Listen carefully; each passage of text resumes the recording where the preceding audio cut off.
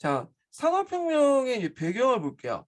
산업혁명의 배경을 그냥 유럽 차원에서 이제 배경하고 왜 영국에서 먼저 산업혁명이 일어났는가 이렇게 두 가지 이제 볼 수가 있는데 예전에 이제 영국에서 왜 산업혁명이 일어났는가 그 관련된 내용이 2000년도 기출문제 나왔어요. 그래서 이제 여기를 좀 보면 일단은 요거 내용보다는 보충 자료가 좀 잘 돼 있어갖고 보충 자료를 보고 좀 얘기를 하겠습니다.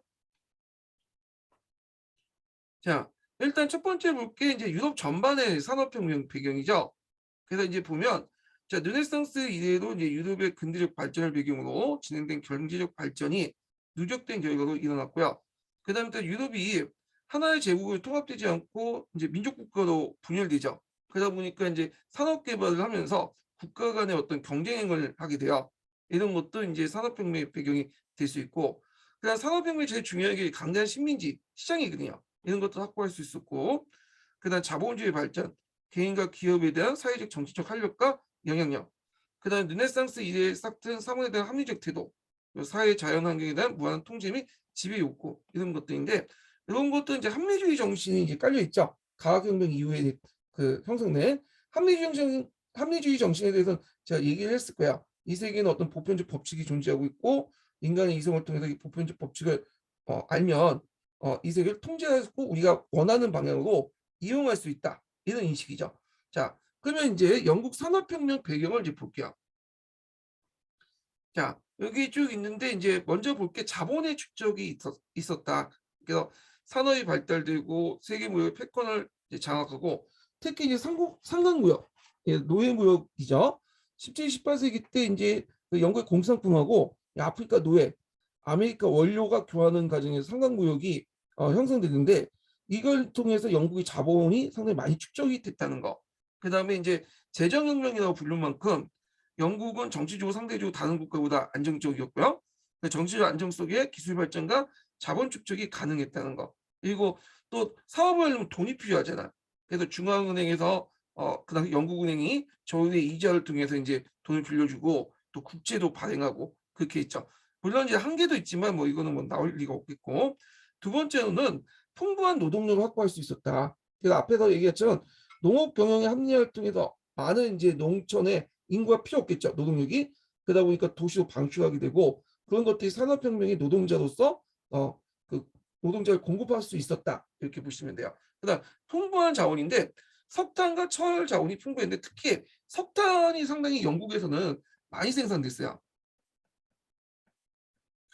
그래서 이런 것들이 이제 뭐냐면 동력원으로서 석탄을 많이 이용함으로써 산업혁명 기계를 돌릴 수 있는 어떤 동력원을 사용할 수 있었죠.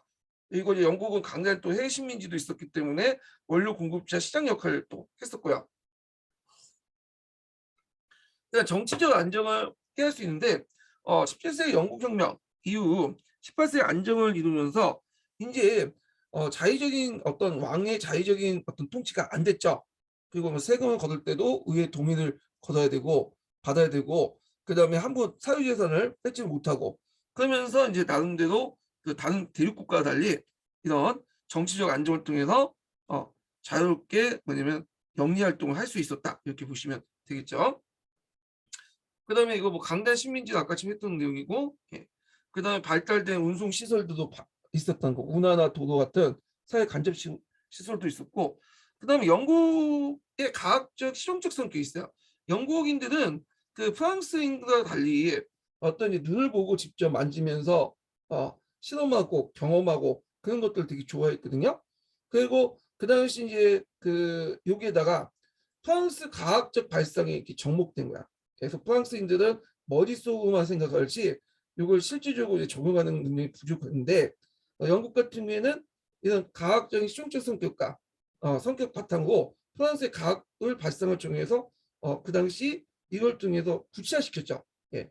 그래서 그때 이제 그 기술자 수용국에 영향을 줘서 되게 이제 산업혁명 이후에 그 새로운 기계들을 만들었던 사람들 보면 우리가 생각하는 뭐 과학자나 연구소나 이런 데 연구원들이 만드는 게 아니라 스타 보다가 뭔가 좀 불합리한 점이 있고 개선사항이 있으면 그때마다 기술자들이 만들어 놓은 거야. 네. 그래서 이런 영국의 어떤 과학적 실용적 성격과 그다음 프랑스의 과학적 발상이 영국 그 기술자 수용공에게 받아들여서 현장에 적용될 수 있도록 했다라는 거죠. 그래서 이런 것들을 좀 같이 기억을 해두시면 될 것 같아요. 자, 그럼 산업혁명의 진행 과정을 보겠습니다. 예, 산업혁명 진행. 자, 산업혁명 발달 배경은 이제 보면 보통 18세기 후반때 산업혁명이 일어났다고 했죠.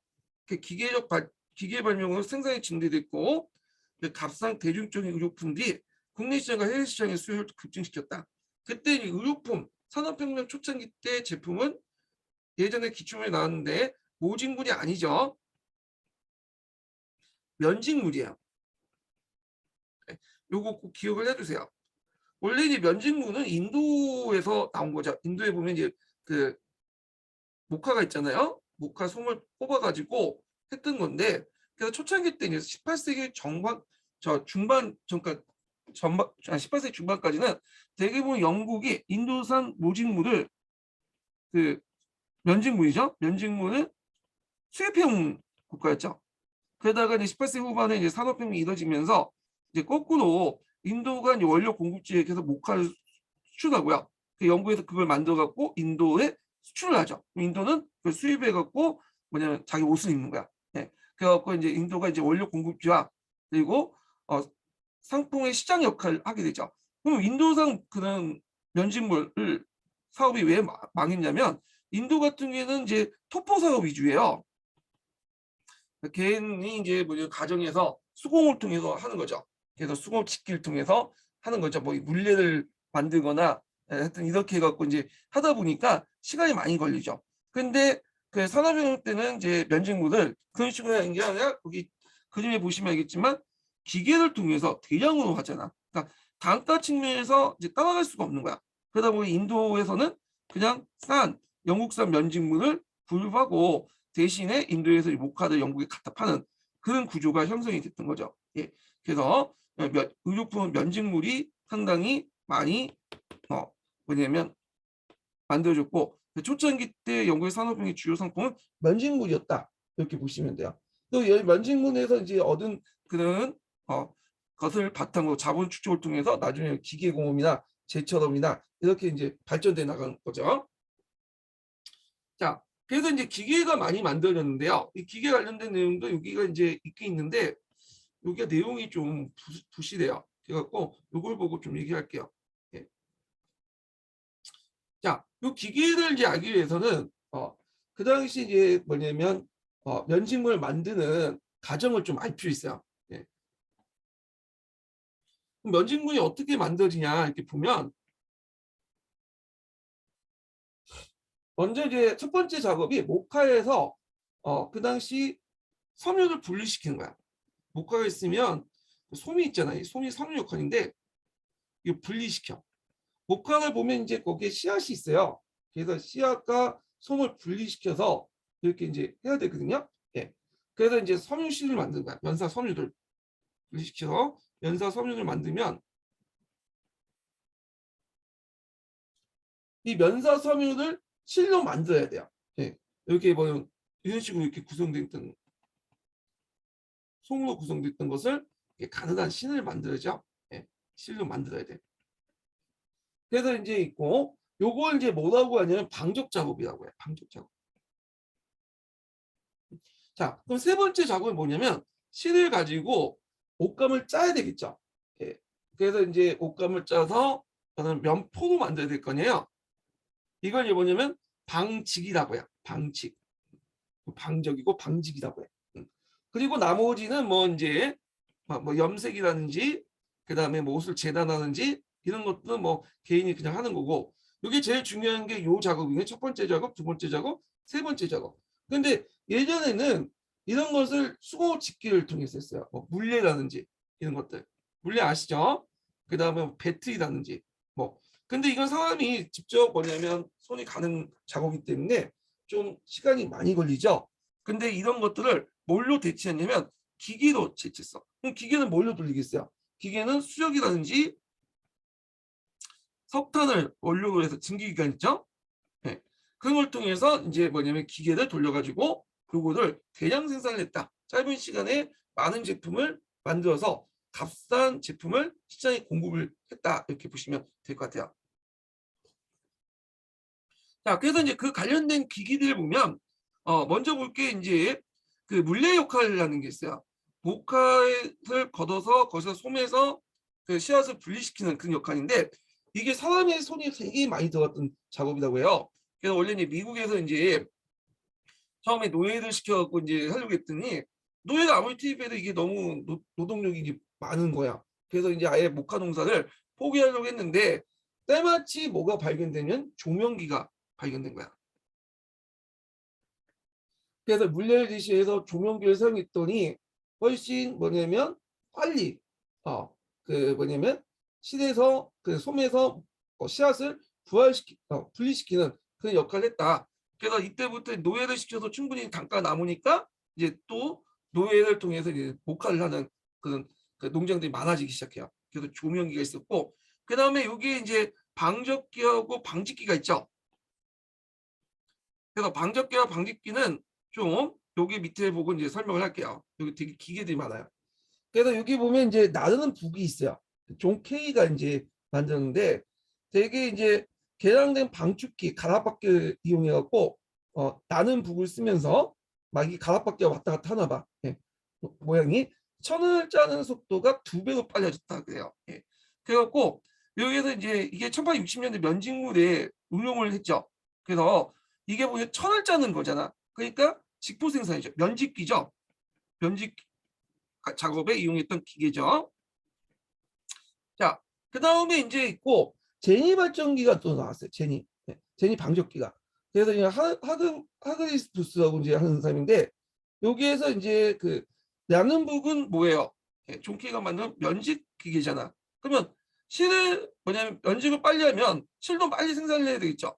그 차원에서 만든 거야. 근데 제니 방적기가 이름을 붙인 건 자기 아내의 이름을 이렇게 갖다 붙였다고 그래요. 예처가일 것 같은데. 그래서 다축 방적기를 만든다. 작용은 저도 잘 모르겠어요. 제가 기계를 뭐 전공한 사람이 아니기 때문에 일단은 실을 뽑아냈다. 방적이라는 거는. 자, 그래서 이제 이런 작업들을 했고 그 후에 이제 뭐 아크레이트가 이제 만든 거, 물 방적기 뭐 이런 것도 있는데 자 이런 것들을 이제 있고 카트라이프의 이제 역짓기 뭐 이런 것들이 이제 만들어졌다 이렇게 보시면 될 것 같아요. 예. 그래갖고 이제 이렇게 있고 그 다음에 아까 조명기가 만들어졌다 했죠. 면세 소면을 분리시켜 50명의 하던 노예를 단명의 노예가 담당했다. 예. 그런 것도 있고요. 문제점은 뭐냐면 그 직포 기술이 뭐예요? 방직이죠. 아까 얘기했죠. 이게 용 기술. 자, 방직 기술이 그 방적 기술보다 앞섰어. 그러면 이제 뭐가 문제가 생기냐면 천은 많이 짜는데 그 원료가 되는 실은 그만큼 따라주지 못하는 거야.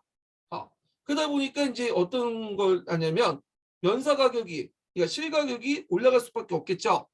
그러다 보니까 이제 방적 기술의 어떤 필요성이 등장하는 배경이 되었다. 이렇게 보시면 될 것 같아요. 그래서 이 내용들 파악을 해두시고 그 다음에 이제 기계를 돌리면 예전에 수력으로 돌렸어요. 근데 수력에는 좀 한계가 있겠죠. 그래서 이제 시간이 지나면서 수력보다는 증기기관을 이용했어요. 증기기관. 증기기관은 주로 석탄을 많이 사용하죠. 그래서 이제 원래 증기기관이 그 당시 이제 왜 이용했냐면 처음부터 공장이 이용했던 건 아니야.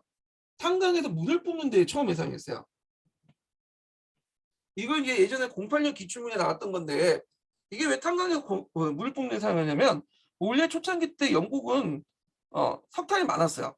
깔린 게 노천의 석탄이었죠. 그래서 그냥 석탄을 주우면 됐어. 중세시대 때 보통 니탄이라고 했죠. 니탄에 주울 수 있는 권리가 공동체 권리 있었다고 했잖아요. 근데 니탄을 계속 줍다 보니까 이제 니탄이 없어진 거야. 그러니까 당연히 땅을 파기 시작하죠. 갱도를 계속 파요. 그래서 갱도를 파가지고 밑에 이제 뭐냐면 쭉 파는데 마지막 이제 그 팔 때가 막장이죠. 그럼 막장 인생 이렇게 얘기를 하잖아요. 여기서 나온 건데 하여튼 여기 쭉 파면 이제 뭐가 문제가 되냐면 여기에 이제 지하수가 있잖아. 지하수가 이제 뭐냐면 있는 거예요. 그러다 보니까 지하수를 퍼가면서 이제 파야 돼. 근데 이게 사람 손으로 이렇게 포기는 좀 힘들거든요. 그래서 이제 이때 증기기관을 이용해갖고 한강에서 물을 뽑는 데 처음에 사용했던 거야. 예. 그래서 이걸 더 개량해서 제임스 와트가 개량해갖고 이제는 증기기관을 통해서 뭐냐면 여러 기계들을 돌리게 되죠. 예, 그래서 생산력이 더 올라가게 됐다. 그때 원료 사용했던 것이 이제 석탄이다. 이렇게 보시면 될 것 같아요. 자, 그래서 요 내용들 기억을 해두시고요. 그래서 이제 이렇게 해서 이제 관련된 내용들 받고, 그 다음에 이제 여기에서 보시면 이제 일단은 처음에는 면적업 그 처음에 이제 산업이 발달할 때 면직물이 이제 중심으로 발달됐죠. 근데 이제 하다 보니까 기계를 사용하게 되고 당연히 강상업도 발달될 수밖에 없겠죠. 증기기관의 원료가 강산 석탄이다 보니까.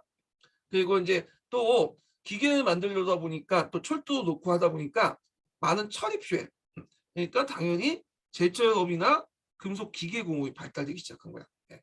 그래서 처음에는 면직물이 이제 시작됐던 산업혁명이 강산업도 발달시키고 제철업도 발달시키고 금속 기계 공업도 발달시켰다. 이런 것도 좀 기억을 해두시면 될 것 같아요. 그래서 이제 이렇게 해서 순차적으로 이제 산업을 확대시켰다 이렇게 보는데 예전에 그 관련된 문제가 나왔어요. 그래서 산업혁명 때 발달된 산업 두 개를 쓰시오. 면직물은 맞는데 강산업하고 뭐 제철업 정도가 답이 될 것 같아. 왜냐하면 이제 금속 기계공업 같은 중화학공업 같은 거 넘어가는 거는 영국보다는 주로 이제 뒤죠. 19세기 중반에 미국이나 독일이 주도를 했어요. 그래서 이걸 이제 보통 제2차 산업혁명이라고 하죠. 네. 그래서 이제 있는데 그러면 이제 제철공업을 볼게요. 앞에서 언급한 것처럼 여기 기계를 돌리다 보니까 어떻게 철이 필요한 거야. 그래서 철을 기존의 방식보다는 효율적으로 생산할 필요가 있겠죠. 그래서 이런 거 가운데서 이제 뭐 답이나 코트 같은 사람들이 등장했는데 요 예전에 이제 고반법이나 아연법들이 시험부에 나왔어요. 이게요. 여기 내용이 좀 약간 부실하기 때문에 일단은 제가 이거 보고 좀 설명하죠. 이걸로. 자, 여기 보면 이제 산업 발달 내용이 있는데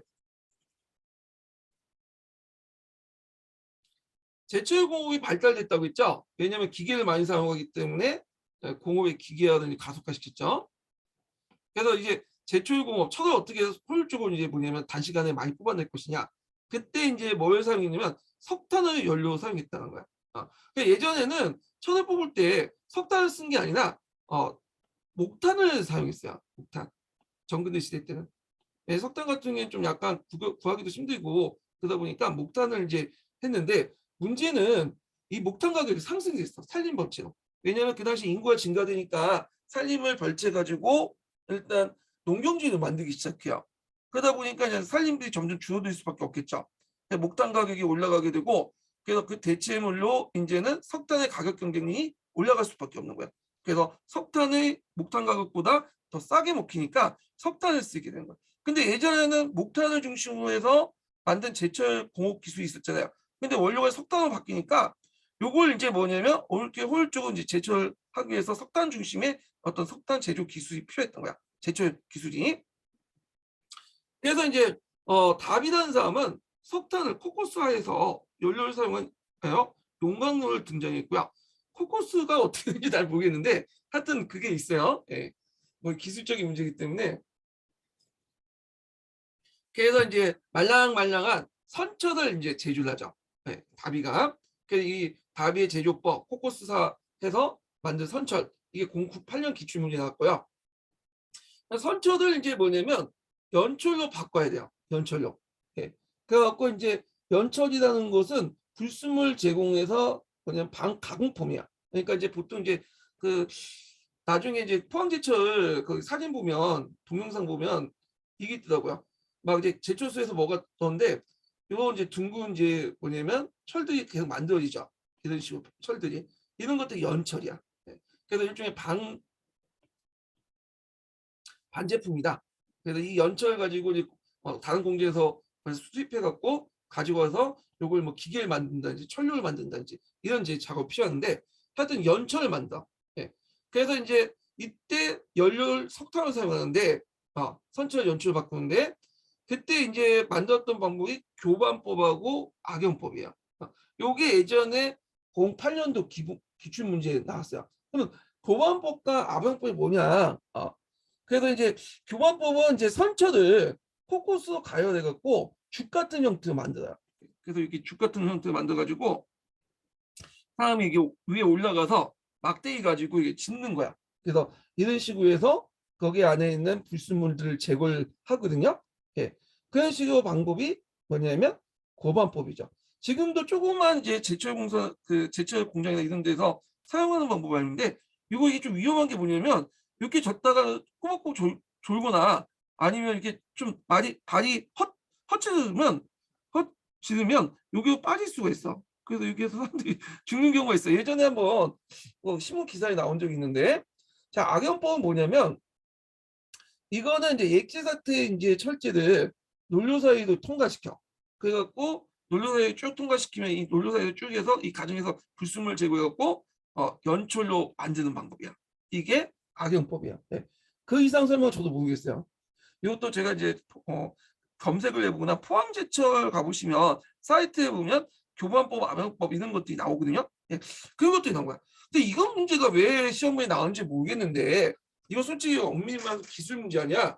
왜 역사 문제를 그렇게 넣는지. 역사는 그냥 제철공업이 발달됐다. 그 정도만 하면 되는데 이게 시험 문제 나왔어. 그래서 이제 이런 기술적인 것까지 제가 얘기를 해드리는 건데 그렇지만 일단 나왔기 때문에 암기는 해두셔야겠죠. 자, 그래서 이런 제철 기술들이 증기기관과 연결된다. 그래서 제철 동력으로 이제 증기기관들이 이제 많이 만들어지죠. 이들 철을 바탕으로. 그래서 이제 이렇게 해서 수송비 증가 효과가 있고 또 증기기관이 공장만 쓰이는 게 아니라 또 이제 철도하는데 쓰이죠. 그래서 전차를 철도를 만드는데 그러니까 그 당시 기차죠. 기차를 만드는데 그 원동력 증기관을 사용하게 되죠. 자, 뭐 이렇게 해가지고 이제 대장으로 뭐냐면 산업에 이제 원료를 제공했던 것이 제철공업이다. 이렇게 보시면 되겠어요. 그리고 이제 이때 자 일단 물건을 만들어 놓으면 일단 또 뭐도 필요해요. 도로나 운하도 필요하고 철도도 필요하죠. 그리고 그걸 운송하는 수단도 필요할 거 아니에요. 당연히 교통기관이 필요할 수밖에 없어. 그래서 이제 여기 보면 홀튼의 증기선, 그다음 스티븐스의 증기기관차. 그래서 이 증기기관차를 통해서 석탄도 수송하고 상품도 수송하고 또 나중에 여객도 수송하고 산업자본을 수송한 대동맥 역할을 했다. 이렇게 보시면 돼요. 그 다음에 이제 통신기관. 왜냐하면 서로 간의 물자를 홀조 전달하기 위해서 정보가 홀조 주고받아야 되겠죠. 그러다 보니까 페니의 우편제도, 모스의 유선전신이 배의 전화를 발명하게 됐다. 그래서 이제 여기 이제 잠깐 보면 표가 있는데 산업혁명은 여기 보면 방적기나 방직 같은 기술혁명이 익히고 하고요. 증기기관을 내서 동력혁명도 익히고 그 다음에 기차, 증기선, 뭐 앞에서 이제 모스나 뭐 유무선 전신기 이런 것들 그래서 교통 통신 혁명을 일으켰다. 그래서 산업 사회를 뭐냐면 형성되고 요 과정에서 도시화도 이루어지고 노동자 자본가도 형성되고 그다음 사회주의도 이렇게 등장했죠. 그래서 이제 이 산업혁명을 통해서 일종의 사회경제적 구조가 상당히 바뀌었죠. 그래서 보통 신석기혁명과 함께 제2차 경제혁명이 산업혁명이라고 하잖아요. 자, 그래서 이제 이렇게 이제 내용을 보시면 될 것 같아요. 그래서 이런 걸 통해서 교통, 통신혁명을 통해서 원료 상품 수송을 쉽게 빠르게 하고 나가서 전세를 잠재주고 하나의 시장을 묶어내서 경제 발전에 크게 공헌을 했다. 네. 자, 그래서 이 내용들 파악을 해주시면 될 것 같아요. 산업혁명이 가속되면서 그 당시 국가 간의 경쟁력이 막 경쟁이 붙었어요.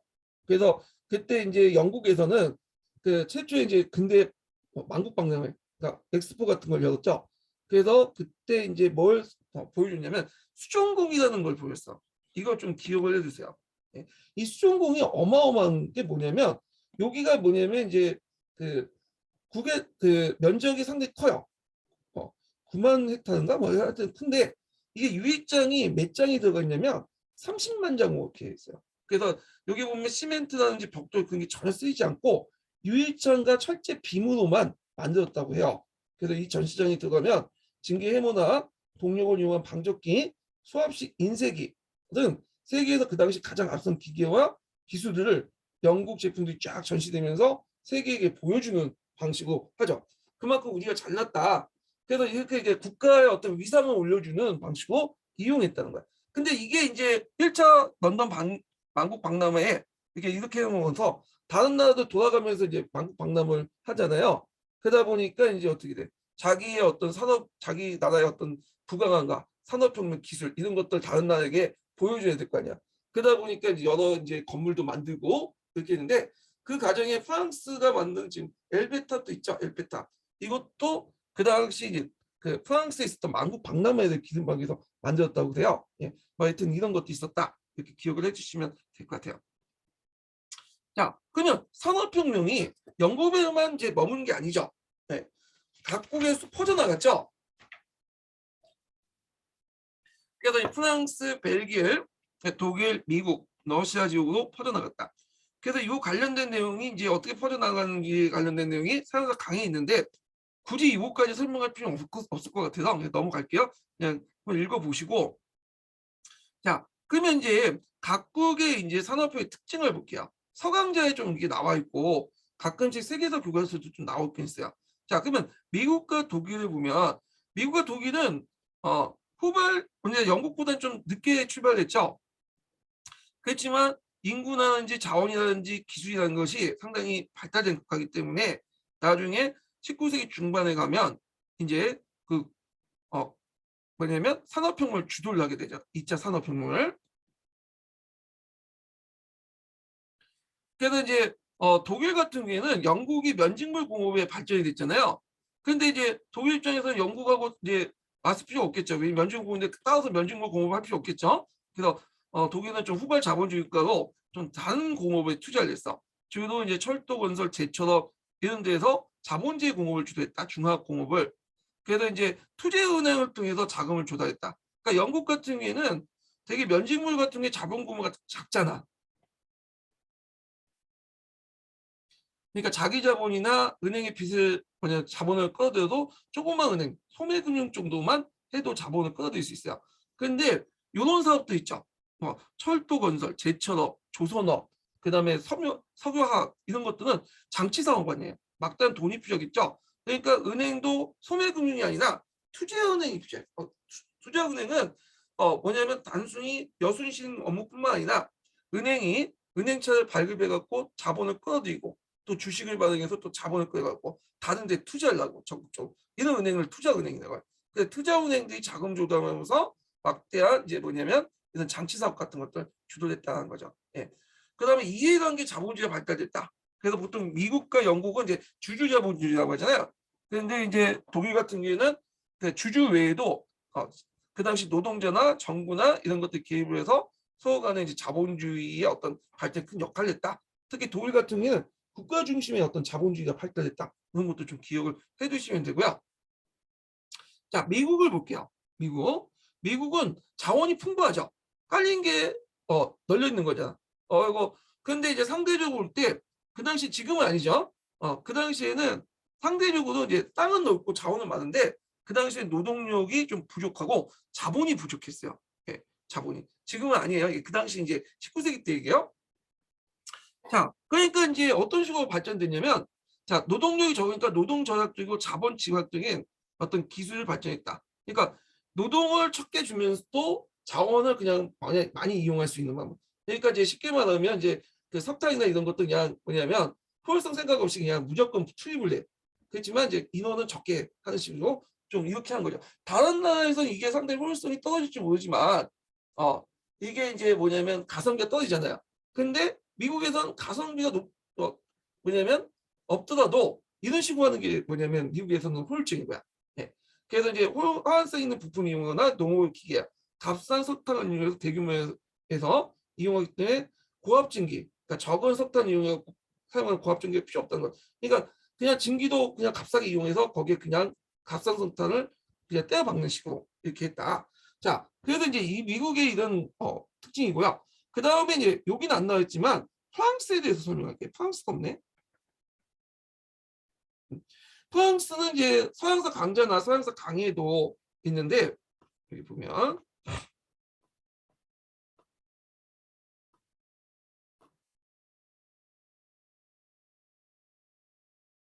자, 프랑스는 1830년대 7월 왕정 때 본격적으로 진행이 됐어요.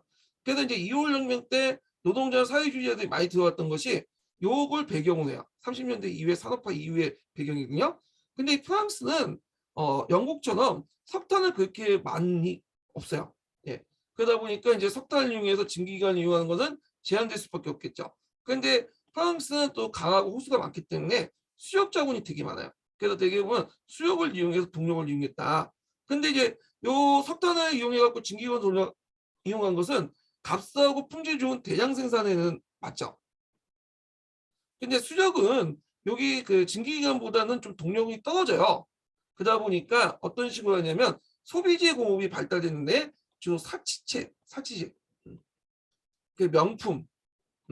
그래서 적은 노동력을, 적은 원료를 이용해 갖고 뭐냐면 비싼 고가 제품을 만드는 방식으로 발전됐다는 거예요. 그래서 보통 이제 사치제 중심의 고급 직물업 이런 것들이 상당히 발달됐다. 그 공장보다는 가장 그 뭐냐면 증기관을 잘 돌리지 못하니까 공장제 수공업이나 그다음에 그 간의 수공업 이런 것들이 발달됐다는 거죠. 그러다 보니까 거기에서는 적은 인력과 적은 뭐냐면 동력을 이용해 갖고 부가가치를 높이는 방식으로 해서 사치제 중심의 고급 직물이 발달됐다. 요 기억을 해두시면 될 것 같아요. 그래서 요게 그래서 그런지 몰라도 프랑스 같은 명품들이 많죠. 자, 그래서 이제 이런 프랑스식 이제 공업에 관련된 내용이 있고요. 그래서 이제 여기 관련된 서양사 강의에도 있고 서양사 강좌에도 있으니까 한번 보시면 될 것 같아요. 자, 그 다음에 이제 러시아, 일본이 있는데 러시아, 일본은 이제 후발 자본주의 국가죠. 독일과 함께 19세기 말에 진행이 됐어. 일본은 국가가 주도해 갖고 적극적으로 진행했고, 뭐 우리가 알고 있는 식상 흥업 작전, 흥업 관련된 내용이 있고, 러시아 같은 프랑스 자본이 유입됐어. 그래서 러시아가 이제 프랑스 자본의 유입을 많이 받았거든요. 그리고 그다음에 알렉산더 2세 이후에 이제 농노 해방이 일어났잖아요. 이걸 노동력으로 삼았다. 예. 그래서 이렇게 특징을 가지고 있다는 걸 좀 기억을 해두시면 될 것 같아요. 자, 그 다음에 산업혁명의 결과 의의를 볼게요. 자, 의의는 프랑스 혁명과 더불어 유럽 근대사의 확립이 가장 중요한 기회가 되었죠. 예. 그래서 정치적으로 프랑스 혁명이지만 경제적으로는 산업혁명이 있었죠. 근대사를 이끄는데 결과를 볼게요. 결과는 예전에 2번 나왔어요. 92년도에 한번 나왔고 00년도 기초연구제 나왔는데 뭐 고등학교 정도 수준만 이제 이해를 해주시면 될 것 같아요. 생산력의 비약적 발전과 지속적인 경제 성장이 가능해졌고요. 공장제도, 팩토리제도에 출연함으로써 대량 생산이 가능했다. 공장이라는 것은 뭐냐? 공장이라는 것은 한 공간에 사람들이 모여서 일관된 어떤 작업을 통해 분업을 통해서 물건을 생산하는 게 공장이에요. 예전 선대제 같은 게 작업 공간이 이렇게 분리돼 있었잖아요. 그래서 이걸 이제 상위 물주가 서로 연결시켜주는 그 역할을 했죠. 근데 이게 아니라 이제 공장은 한 곳에 이런 분리된 작업 공간을 한 곳에 합쳐놓은 거야. 그래서 일관된 어떤 프로그램에 따라 작업 프로그램에 따라서 분업을 통해서 물건을 생산하는 그런 것들을 하게 되죠. 이게 더 효율적이에요. 네. 그래서 이게 이제 국부론에서 나오거든요. 아담 스미스 국부론에 핀을 만드는 과정에서 핀을 혼자 만들면 하루에도 한두 개밖에 못 만들지만 이렇게 한 곳에 모여가지고 분업을 해갖고 핀을 만들면 뭐냐면 10개를 만들 수 있다. 뭐 이런 식의 내용이 나와요. 공장제도. 그러면 공장제도 2개가 있죠. 하나가 이제 우리가 매뉴팩처라는 그 공장제도 있죠. 공장제 수공업이겠어. 그래서 이 공장은 공장인데 이게 직기 같은 것들을 이제 놓고 하는 거죠. 그래서 이제 이걸 뭐와 좀 연결시키냐면 산업자본과 연결시켜요. 뭐 아니라는 의견도 있는데 우리가 그것까지는 알 필요는 없고 그 다음에 이제 여기 다음에 여기가 이제 산업혁명 때 이 매뉴팩처가 뭘로 바뀌냐면 여기가 이제 직기가 아니라 수공업 직기가 아니라 이게 아까 기계를 이제 넣죠. 기계식 공장제가 만들어지죠. 그래서 이렇게 해서 이제 했다. 그래서 이런 매뉴팩처나 이런 기계적 공장제를 통해서 형성된 자본을 산업자본이라고 한다. 그래서 상업자본 같은 경우에는 주로 유통을 통해서 뭐냐면 자본을 축적을 했잖아요. 그러니까 값싼 곳에서 물건을 떼어다가 저쪽 비싸게 팔아가지고 부족한 부분 부족한 지역에서 비싸게 팔아가지고 막단 이득을 챙기는 그런 걸 자본은 상업자본인데 말해서 산업자본은 자기가 뭐냐면 축적된 그 자기가 만든 물건을 갖다 팔면서 이익을 얻는 그런 자기 직접 생산을 통해서 이득을 얻는 자본은 산업자본이에요. 예. 그래서 이제 이때 뭐가 나오냐면 산업자본가가 등장했다. 그 산업자본가는 무역주의를 내세웠어요. 요거 꼭 기억을 해두시겠죠? 이때 이제 뭐냐 고정 경제학이 탄생되죠. 고정 경제학의 주요 내용은 뭐예요? 예전에 얘기했지만 정부의 역할을 축소시키고 시장의 역할을 강조하는 그런 거죠. 예. 그러니까 정부는 치안과 국방을 제외하고는 손 떼라. 모든 걸 시장 논리로 해라. 이렇게 하는데 예전에 말했던 산업자본가들이 그렇게 이제 주장했던 이유가 뭐냐 하면 종전의 이 상업자본가들은 일종의 정경유착을 통해서 특권화됐죠. 그래서 기업을 이제 자신의 특권을 해갖고 이제 정경유착 특권을 얻어가지고 독점 기업으로 성장을 했어요.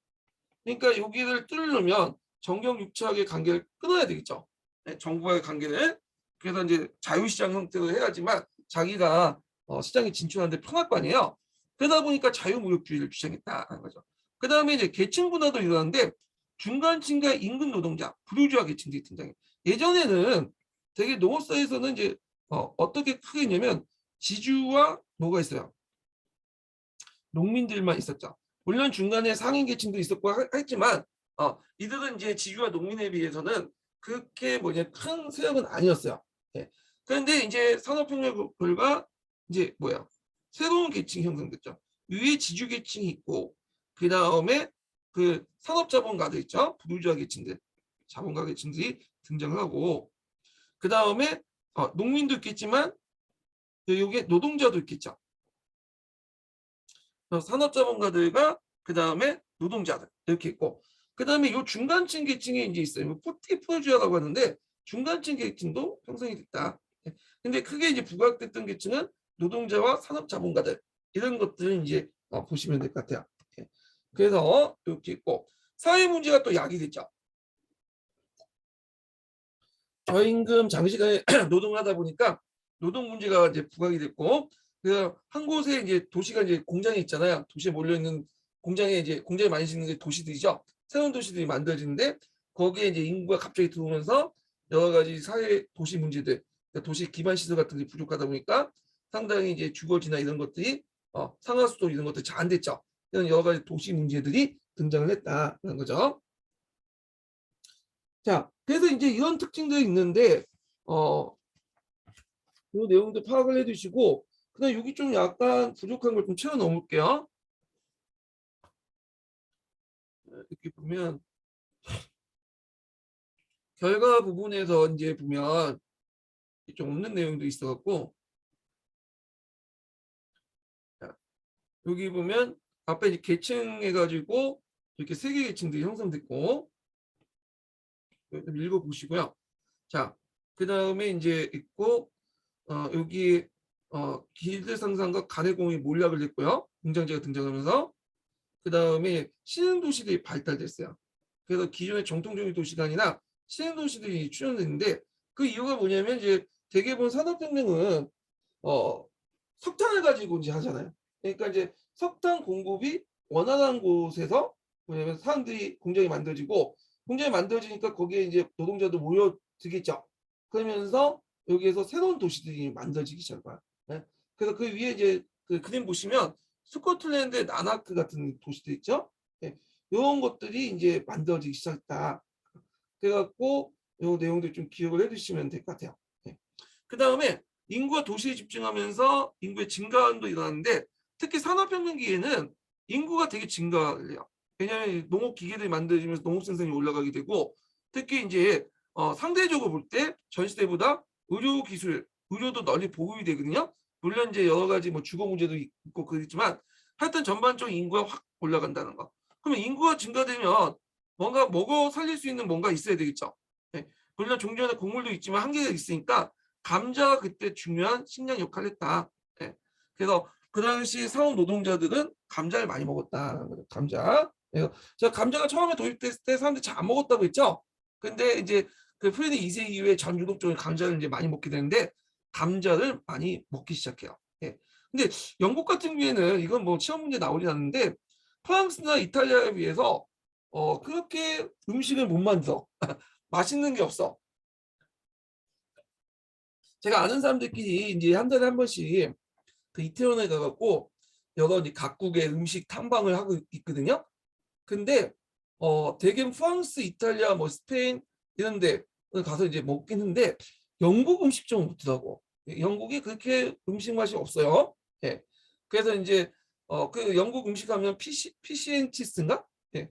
그래서 그 물고기하고 이제 그 감자 튀긴 거, 예. 피시앤치스인가 그거야? 예. 그걸 이제 먹는 건데 별로 먹을 게 없어. 예. 자, 하여튼 감자가 그 당시 중요한 식량 역할을 했다. 그리고 각종 이제 사회 문제가 대두되기 시작했죠. 노동 문제에서 저임금, 장시간 노동, 그다음 부녀자 미성년 노동이 심했고 너다이트 운동도 있었어요. 예, 이거 뒤에 얘기했지만 기계 파괴 운동이라고 하죠. 그래서 너다이트 운동은 그 당시 수공업자들이 자기가 일자리 상실하니까 그 원인을 어디로 돌렸냐면 기계로 돌렸죠. 예, 그래서 이제 기계 파괴 운동이 일어났고, 그리고 그 당시 이제 부녀자 미성년자 노동이 많았는데, 왜냐면 이제 얘네들이 좀 약간 얘네들 좀 그런데 일단은 순종적이고, 특히 이제 탄광 같은 데 가면 막장 들어가면 거기에 그 탄광 그 갱도 들어가야 되잖아요. 근데 갱도가 이제 좁거든요. 그러니까 성인 남자들이 들어가면 좀 그래. 그러니까 상대적으로 등치가 작은 부녀자나 미성년자 들어가서 그걸 이제 했어요. 그래서 하여튼 이런 것들을 했고, 그 다음에 이제 계급의식이 형성됐죠. 그 지위와 자본가와 대립하는 과정에 노동자의 동지의감과 연대감이 증가됐다는 거, 이런 것들. 자, 그리고 사회 문제는 이제 계급의식이 등장하면서 노동자와 자본가가 대립을 했고 노동조합이 등장했고요. 그리고 노동자들이 등장하고 노동조합이 만들어지면 항상 뭐냐, 그 당시에 사회주의 사상이 대두돼요. 이건 뭐 영국뿐만 아니라 프랑스도 그렇고 유럽의 다른 나라 다 똑같아. 우리나라도 똑같고 국룰이죠, 일종의. 자, 그래서 이제 그 당시에 이제 노동자들이 투표권을 얻기 위해서 상당히 활동을 많이 하죠. 그래서 이제 근데 이 대표적인 이제 투표권을 얻는 과정에서 시위를 벌이게 되는데 그 과정에서 막대한 학살이 일어나죠. 이게 이제 대표적 학살이 피터로 학살이라는 거 있어요. 요거 외워두세요. 서강조에 나오고 가끔씩 교과서에도 언급되는 부분이에요. 예. 그래서 이제 요 내용을 있죠. 그 당시 영국 노동자들이 개별적 노동 조건 개선 외에도 뭐 곡물조대 폐지 운동, 참정권 요구 운동도 했는데, 그때 이제 그 정부는 이런 활동을 막기 위해서 폭동 진압법을 제정하고, 그 다음에 그 인신보호법 같은 거는 이제 적용을 정지하고. 그러니까 이제 인신보호법은 이제 예전에 그 만약 한 분은 이제 체포를 금지하는 거 그런 거잖아요. 그래서 노동자들 잔인하게 진압을 했어요. 그래서 그때 대표적인 이제 사건이 1819년에 일어났던 맨체스터의 맨체스터는 그 당시 이제 축구만 알려졌는데 그 당시에 이제 만들어진 신흥 도시죠. 그러다 보니까 노동자들이 많이 살고 있었어요. 그래서 세인트 피터 강정에서 7만 명 집회가 있는데 이때 얘들이 이제 모통선거제도를 도입을 요구를 했거든요. 그래서 이때 이제 이 집회에서 월트 전투에 승리한 자랑스러운 영국 기병대에서 이게 비꼬는 거죠. 무참하게 파괴됐어. 그래서 그때 이제 영국인들은 이걸 빗따서 이 학살 월트 사원과 세인트 피트의 강정을 혼합해서 픽터의 학살이라고 한다. 네. 그래서 이런 내용도 좀 기억을 해두시면 어때요? 자세한 내용은 서강자 있으니까 한번 서강자 관련된 내용 한번 찾아서 보시면 될 것 같아요. 자, 그래서 이제 있다는 거 보시면 되고, 그 다음에 이제 넘어가서요. 이제 산업혁명 평가가 있는데 보세요, 그냥. 예. 그래서 단기적으로는 좀 노동자에게 불리한 편도 있었지만 장기적으로 볼 때는 노동 조건이 점점 개선돼서 생활 수준의 실제로 항상 큰 도움을 냈다. 이런 내용도 있어요. 읽어보시고.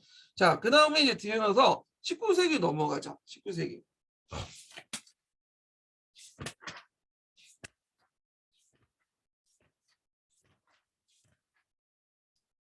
자, 19세기는 이제 그 사상의 시대라고 하죠. 홉스이라는 그 역사가가 이제 사상의 시대라고 이름을 붙였는데, 19세기에서 이제 20세기까지 여러 가지 사상들이 유럽의 어떤 정치, 사회, 경제를 그냥 좌우하게 되죠. 그래서 그 내용을 보면, 자, 19세기 초에는 영국의 이제 중심으로 해서 자유주의, 이탈리아 이런 나라들이 자유주의가 있었죠. 자유주의와 민족주의가 확산됐는데 그걸 큰 공헌을 했던 사람은 아까 침에 나폴레옹이죠. 나폴레옹. 그래서 이제 자유주의 영향을 받아서 영국의 자유개혁이나 이탈리아 마치네 통일운동, 러시아 데카프리스탄 민족주의, 그리스 안미동맹인데 이때 당시까지는 이제 자유주의 민족주의가 대립된 개념은 아니었어요. 예. 그래서 서로 뭐냐면 통합된 개념이었죠. 그래서 이걸 국민주의, 통합적 민족주의 뭐 이렇게 얘기를 하죠.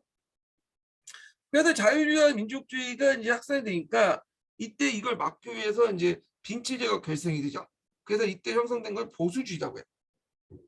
그다음에 19세기 중반에 들어가면 이제 민족주의가 이제 번성을 하게 되죠. 그러니까 19세기 초반까지 이제 뭐냐면 보수주의자들, 민족주의를 거부했던 보수적 정치가들이 이제 적극적으로 민족주의를 이용을 해요. 그러면서 자유주의와 민족주의가 결별이 되죠. 그러면서 이때 민족주의를 이제 국가주의, 침략적 민족주의 뭐 이렇게 이제 얘기를 하죠. 자, 그래서 이제 이렇게 있고 뭐 부흥적 민족주의 뭐 이렇게 또 얘기해요. 예, 뒤에 이제 부흥적 민족주의하고 그 당시 이제 초창기 통합적 민족주의 그 내용은 뒤에 좀 다시 비교해서 설명을 할게요. 그래서 이제 이렇게 있고 그 이에 제2차 산업혁명이 배경이 되고요. 그 다음에 또 제국주의 정책을 하면서 사회진화가 등장하고 그리고 이런 민족주의 바탕으로 독일과 이탈리아 통일이 이루어지게 되죠. 19세기 후반에 들어가면 사회주의가 등장해요. 사회주의. 예. 그래서 사회주의가 등장하면서 후에 이제 20세기 초반에 러시아 혁명에 영향을 줬다. 이렇게 보시면 돼요. 그래서 이런 자유주의, 민족주의, 사회주의, 보수주의 요거 좀 기억을 해두시면 될 것 같아요. 자, 그러면 이제 빈체제로 넘어가죠. 빈체제.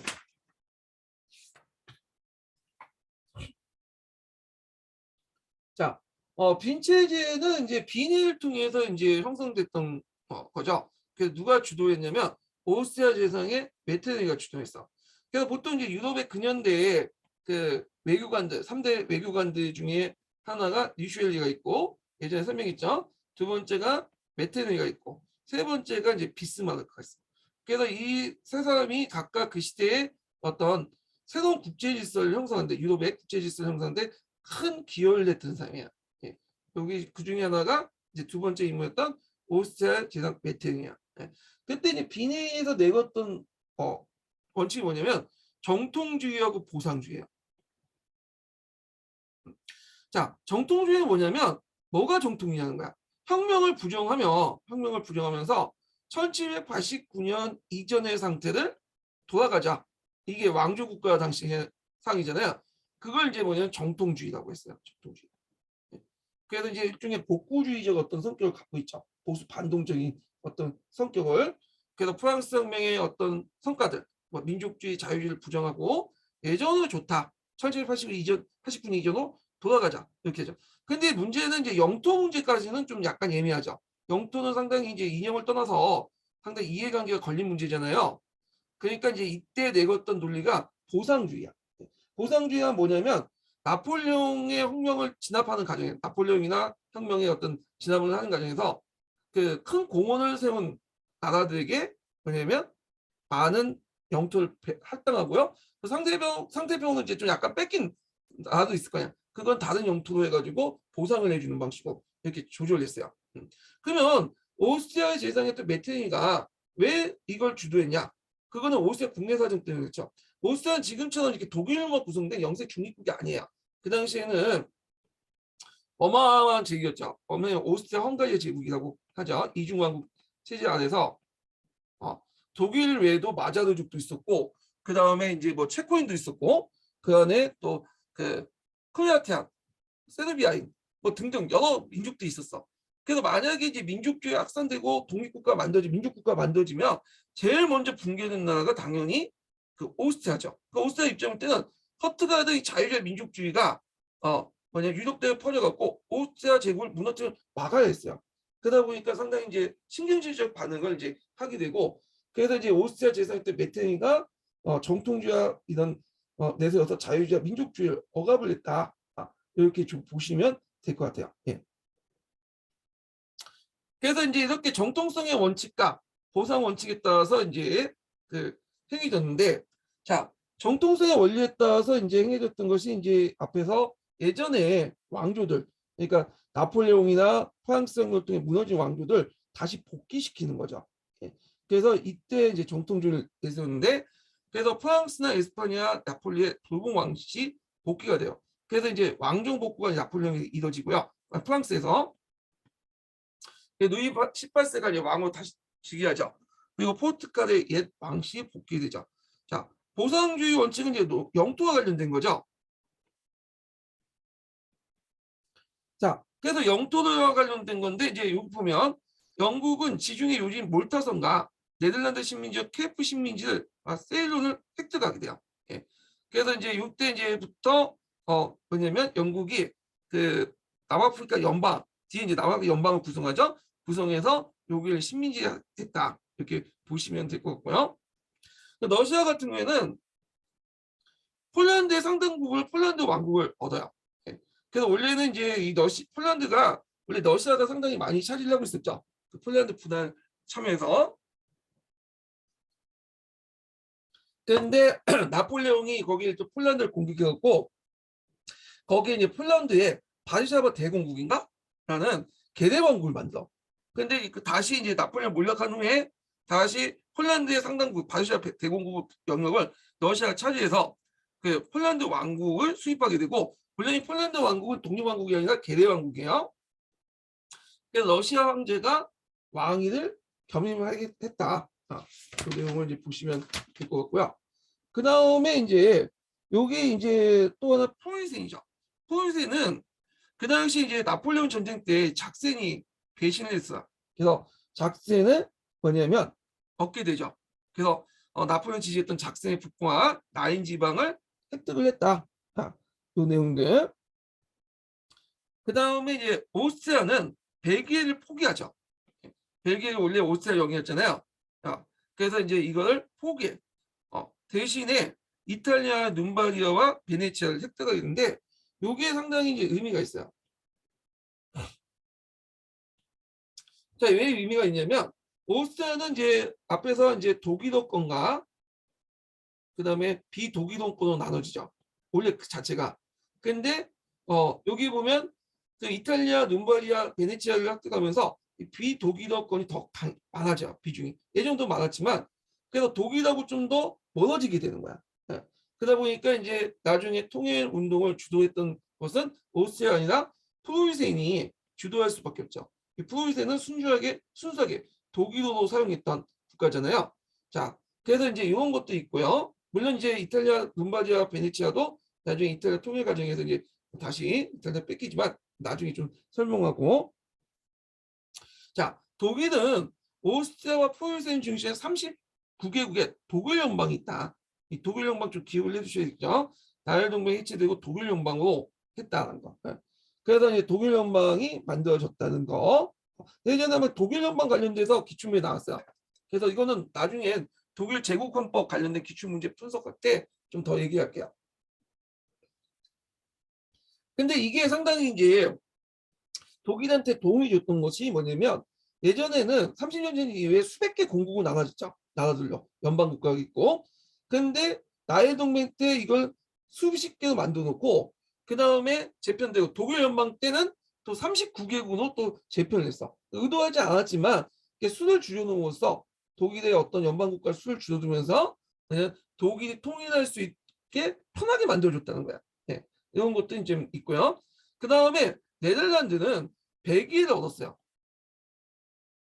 그래서 네덜란드 왕국이 되죠. 원래는 이 네덜란드가 이제 공화국이었잖아요. 그래서 네덜란드 왕국이 됐다. 이렇게 보시면 될 것 같아요. 네. 원래는 이 네덜란드 왕국에 루셈부르크가 있었는데 루셈부르크가 이제 네덜란드 여왕이 즉위하니까 우리는 여왕을 못 받아들일 때 해서 나중에 독립국가 되지만 하여튼 이렇게 있다. 근데 이 벨기에도 독립해 나가죠. 예. 자, 그래서 이제 있고 그럼 벨기에 역사를 좀 볼게요. 벨기에는 원래는 네덜란드에 속했던 나라죠. 속했던 곳의 지역이에요. 네. 그 대규모 큰 범위의 네덜란드에 있었던 지역이었는데 그때 네덜란드 독립전쟁을 할 때 처음에는 이제 중립을 지키다가 나중에 참여했다가 또 빠져나왔죠. 그래서 계속 에스파냐 식민지로 계속 남아 있었잖아요. 자, 에스파냐 식민지 남았는데 벨기에는 그 외에 네덜란드에 들어가지 않고 그 에스파냐 식민지가 남았냐? 그거는 얘들이 카톨릭을 믿었기 때문에. 근데 이 때문에 했고, 그 다음에 에스파냐 식민지다가 누구한테 넘어가냐? 미트레트 조약 결과 오스트리아로 넘어가자. 오스트리아 합스부르크로 넘어가잖아요. 그러다가 이제 뭐냐면 네덜란드 왕국의 통합이 됐고요. 비냉의 결과. 그리고 나서 이제 뭐냐면 이따가 나중에 그 벨기에이 독립을 하죠. 7월혁명 결과. 그래서 이제 이렇게 있다. 근데 벨기에 같은 경우에는 예전에 한번 얘기했을 거예요. 카톨릭으로 통합이 됐지만 나라가 크게 북쪽 지역이었던 프랑드 지역과 남쪽 지역이었던 말치 지역이 있어요. 프랑드 지역은 네덜란드어를 쓰고요. 말치 지역은 프랑스어를 써. 그리고 이 북부 지역이 좀 더 뭐냐면 더 잘 살아요. 그래서 지역 간의 갈등도 지금 남아있고, 그래서 남부와 북부 간의 갈등을 통해서 뭐 우리가 따로 살지 않는 논의도 있어요. 벨기에 지역에서. 자, 하여튼 있고, 스웨덴은 이제 덴마크로부터 노르웨이를 획득하죠. 예. 그래서 노르웨이와 통합을 했는데 이것도 잠시 이제 있었던 거고 다시 분리돼 나가죠. 예. 그래서 이제 이런 내용도 같이 기억을 해두시면 될 것 같아요. 예. 그럼 두 번째 인증번호 알려드릴게요. 두 번째 인증번호는 96번입니다. 예. 두 번째 인증 96번입니다. 그래서 이제 이 빈의 결과 이제 형성된 체제를 뭐라고 하냐? 빈 체제라고 하죠. 빈 체제. 그래서 그 성격을 보면 정치 체제와 영토에 있어서 구질서와 회복을 유지했고요. 그다음 프랑스 혁명 이후에 쌓은 민족주의와 자유를 억압하는 보수 반동적인 성격을 갖고 있다. 그래서 그 유지 기구로서 이제 두 개의 기구가 있죠. 신성 동맹이 있고 그 다음에 또 사국 동맹 이렇게 있어요. 그래서 이제 신성 동맹은 알렉산더 1세가 제창했죠.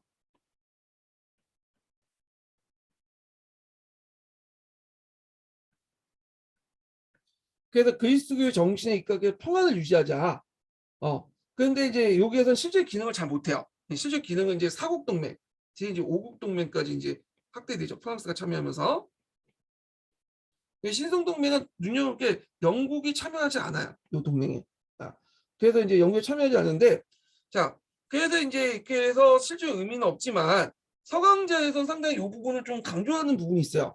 그래서 서강제 그 내용을 보면 트로파와 발음이 안 되는 트로파오 회의가 있죠.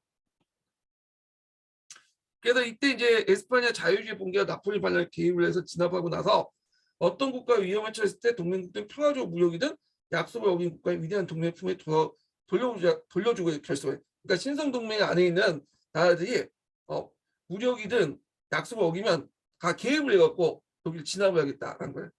그러니까 이제 너네들 그 안에서 혁명운동 같은 거 하지 마라. 뭐 이런 내용이야. 신성동맹이 찾아보니까 의외로 오래 가더라고 이거는. 사국동맹보다 1차 세계 이전까지 계속 유지됐다고 그러는 거야. 이 동맹이. 트로파오 회의 좀 기억을 해두시고요. 사국동맹을 볼게요. 사국동맹이 이제 뭐냐면 이 빈치를 유지하는 실질적인 동맹이죠. 그래서 처음에 오스트리아, 영국, 러시아, 프로이센 이 4개 국가가 이제 참여를 했고 여기에다가 나중에 이제 프랑스가 참여를 했죠. 예. 그래서 빈치를 유지하기 위한 시적 기구였고 나중에 프랑스가 참여해서 5국 동맹으로 확대 개편됐다. 이렇게 보시면 될 것 같아요. 자, 빈 체제는 이제 그 빈 조약이 이제 유럽에 끼친 영향. 아까 독일을 나일 동맹을 해체해서 더 축소시켜놨죠. 몇 개 국가로. 그래서 독일 전체로 35개 군주 국가, 4개의 자유를 정비하면서 독일 통해 기여를 했다. 수준을 적게 해서 이런 것들 기억을 해두시고요. 그래서 신성로마 제국의 수백 개를 그리고 나일 제국의 뭐 50 몇 개국 그걸 5, 60개국을 독일에서는 35개국 이렇게 줄여놓은 거야. 자, 그다음 오스트리아 네덜란드가 남부 독일의 영토를 포기하고 북부 이탈리아의 영토 확장으로서 독일 내 이해관계를 희박해졌고, 자, 포이센 같은 게 나일강 관문과 폴란드의 새로운 영토로서 대외적 독일 운명을 걸머지는 형세가 되었다. 네.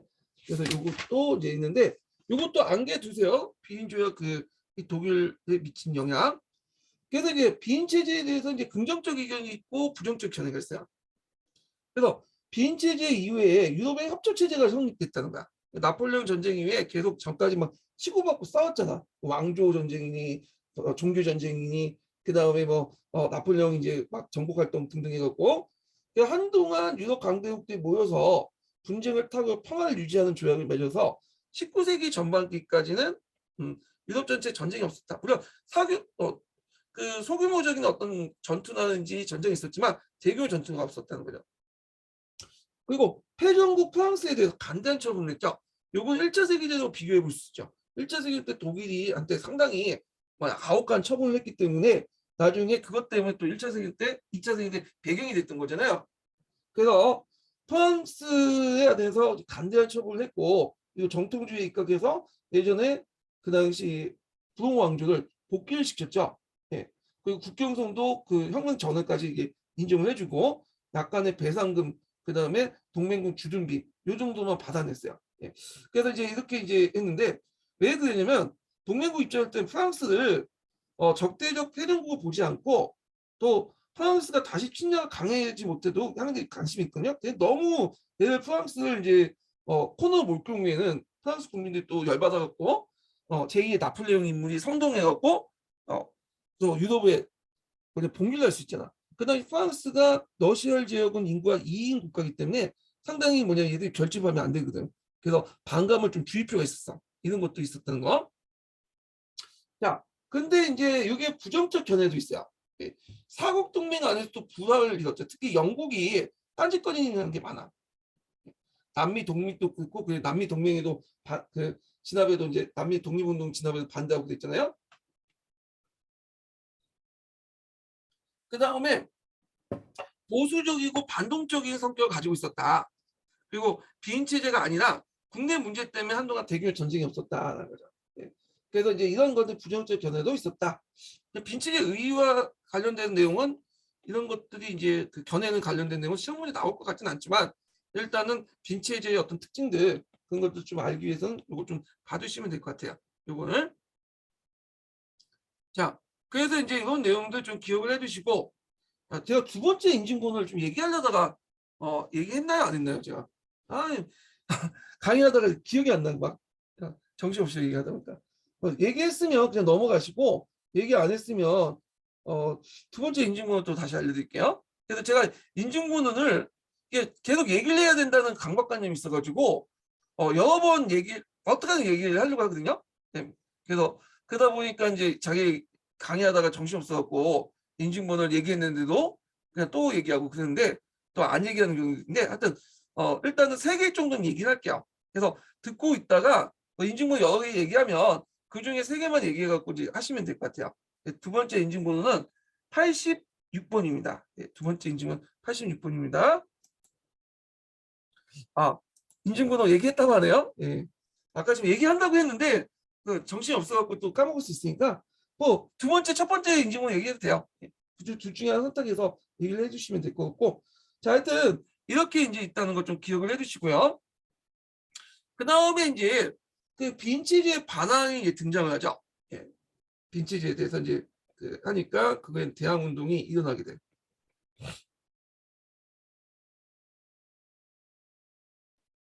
그래서 요번에 이제 시험문에 나왔던 것이 요거죠. 독일의 브리센샤프트 운동, 예. 그 다음에 칸슈바트 법령 이런 것도 있고, 그 다음에 라틴 아메리카 독립도 여기에 이제 있고요. 그 다음에 뒤에 가서 이제 그리스 독립도 이런 빈치즈의 반항이 나오죠. 이게 다 민족주의, 자유주의 영향을 받아서 그런 거예요. 그래서 이 빈체제의 대항은 민족주의와 자유주의 관련돼서 연결돼 있다. 이렇게 보시면 돼요. 자, 그러면 이제 그 당시 이제 그 내용을 볼게요. 그 당시 빈체제에서 대항하는 것은 민족주의 자유주의였는데 이들은 그 연결돼 있었어요. 예. 그래서 이건 뒤에 얘기했지만 2월 혁명 이후부터는 분리돼 있었지만 이전까지 민족주의와 자유주의가 연결돼 있었다. 요 관련된 내용은 뒤에 좀 민족주의 자유주의 할 때 좀 설명할게요. 자, 먼저 독일을 보죠. 독일에서는 학생조합이었던 브레젠샤프트 운동이 나요. 그래서 이제 그 계기가 됐던 그 내용이 예전에 시험 문제 나왔죠. 그래서 나이프친이 전승 4주년과 뉴턴의 종교개혁 300주년 기념하는 축제가 이제 계기가 돼갖고 했는데 이때 이제 그 학생들이 그 나이프친이 전승 4주년과 요토의 종교개혁 300주년 기념을 축제를 벌이고 보수적으로 생각하는 서적이나 포위된 병사의 군복을 다 없앴죠. 예, 불살했고 불살렸고 1819년에 또 어떤 사건이 일어나냐면 예나 대학에서 러시아계 스파이로 지목됐던 코체프단 문필가를 암살한 사건이 일어나요. 자, 그러면서 이제 학생운동이 이제 확산이 됐는데, 그러니까 이제 이때 메트는 무슨 법령을 공표했냐면 카르 슈바트 법령을 공표했어요. 그래서 이게 대학 내에 있는 자유주의 민족주의 운동을 진압을 했죠. 그래서 요거 카르 슈바트 법령 외워두셔야겠죠. 주 내용은 뭐냐면 학생조합을 해산시키고요, 부대시샤프트를 해산하고 대학의 감독관을 파견해요. 그래서 교수와 학생들 동태를 감시해. 자기가 이제 스파이가 쫙 숨어가지고 그 와가지고 사복 차원에서 사복 차림에서 감시를 하는 거야. 그 예전에 전두환 시대 때도 그런 게 있었죠. 대학교에서 이제 학생운동이 있으니까 그 대학교에 이제 경찰이나 이런 것들 파견해갖고 이제 감시하고 사복 경찰 파견하고 이런 거하고 비슷하다 보시면 돼요. 그 다음에 출판물을 검열했다. 예. 그래서 이제 요그 부대시샤프트 운동 활동 내용과 카르 슈바트 법령 관련된 내용이 기출에 나왔으니까 기억을 해두시고, 그 다음에 이제 에스파냐, 포르투갈 등등 나폴리 등에서 그 당시 이제 자유주의 운동이 일어나죠. 뭐 이렇게. 그래서 이제 나폴리에서 이제 카르보나리아의 비밀결사 조직이 만들어졌다. 그리고 이제 메트리는 사국동맹에 의해서 그 당시 에스파냐, 포르투갈, 시칠리아 자유주의 혁명을 진압을 했다. 이렇게 보시면 돼요. 자, 그 다음에 라틴 아메리카 독립으로 넘어가죠. 자, 라틴 아메리카 독립 내용인데, 잠깐만요. 이거는 교재 그 뒤에도 있는데 이게 이제 여기에서 얘기하는 게 훨씬 더 나을 것 같아서 일단 여기에서 얘기할게요. 예, 이것도 이제 관련된 내용인데 뒤에도 있어요. 예, 그 남미사 부분의 얘기인데 남미사 내용 자체가 이제 제가 이제 썼던 내용도 있고 하니까 거기는 좀 약간 맥이 끊어지니까 여기에서 얘기를 할게요. 제가 이제 교재 보충 페이지 몇 페이지 펴보시냐면요.